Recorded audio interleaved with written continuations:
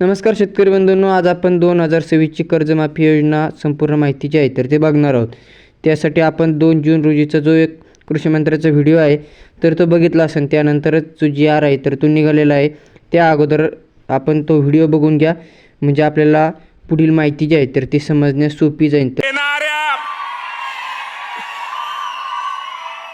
येणाऱ्या 8-10 दिवसात जे आपल्या मातेच्या अहिल्या देवीच्या नावाने जी कर्जमाफी आहे, येणाऱ्या 10 दिवसामध्ये ती कर्जमाफी केली जाईल.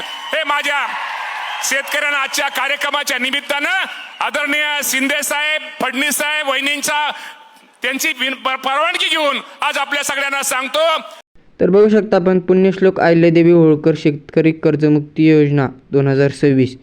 तर दिनांक जो आहे तर तो 2 जून 2026चा आहे. तर या विषयात आता कोण पात्र आहे, त्यानंतर कोणाला या 50,000 रुपयाचं प्रोत्साहन रक्कम भेटणार आहे, त्याचबरोबर कोण या योजनेमध्ये 2 लाखापर्यंतच्या कर्जमाफीसाठी पात्र असणार आहे आणि कोण कुठल्याच लाभासाठी पात्र नसणार, ही माहिती जी आहे तर ते आता सविस्तर बघूयात. त्यासाठी व्हिडिओ शेवटपर्यंत नक्की बघा आणि चॅनलवर जर नवीन असाल तर चॅनल सबस्क्राईब करायला विसरू नका. अशाच प्रकारचे महत्त्वपूर्ण अपडेट आपल्याला भेटत राहतात. तर शासन निर्णय काय बघू शकता. कर्जाची परतफेड करणाऱ्यांना प्रोत्साहन देणार आहेत आणि जे बाकीदार आहे तर त्यांना 2 लाखापर्यंतचं जे कर्ज आहे तर ते माफ होणार आहे.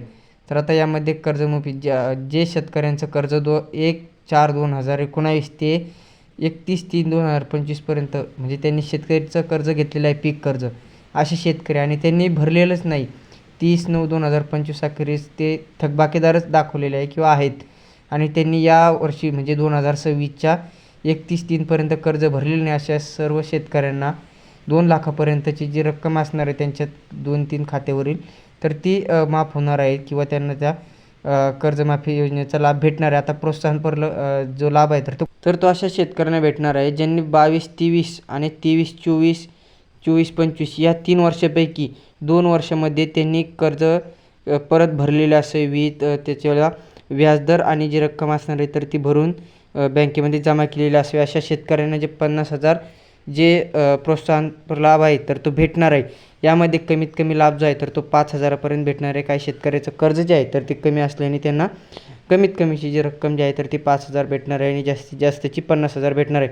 आता या योजनेसाठी पात्र कोण असणार आहे किंवा पात्र व्यक्ती फक्त शेतकरीच आहे थोडक्यात, आणि जे पात्र नाही तर ते कुठल्याही प्रकारचे गव्हर्नमेंट सर्वंट असेल किंवा राजकारणी व्यक्ती असेल, त्यानंतर केंद्र सरकार किंवा राज्य सरकारचे कर्मचारी असतील, त्यानंतर एस टी महामंडळ किंवा ज्यांचं वेतन महिन्याला 25,000पेक्षा जास्त आहे तर अशी व्यक्ती या योजनेसाठी पात्र नसणार. त्याचबरोबर काही व्यक्ती सहकारी कारखान्यामध्ये आहेत किंवा कृषी उत्पन्न बाजार समितीमध्ये आहेत, अशा कुठल्याही शेतकऱ्याचे जे उत्पन्न किंवा जे आपले पीक कर्ज आहे तर ते माफ होणार नाही. बाकीची सविस्तर माहिती या GRमध्ये दिलेली आहे. आपल्याला जर हा GR जर हवा असेल तर आपल्या व्हॉट्सअप चॅनलवरती किंवा व्हॉट्सअप ग्रुपवरती शेअर केलं आहे, त्या ठिकाणी आपण बघू शकता.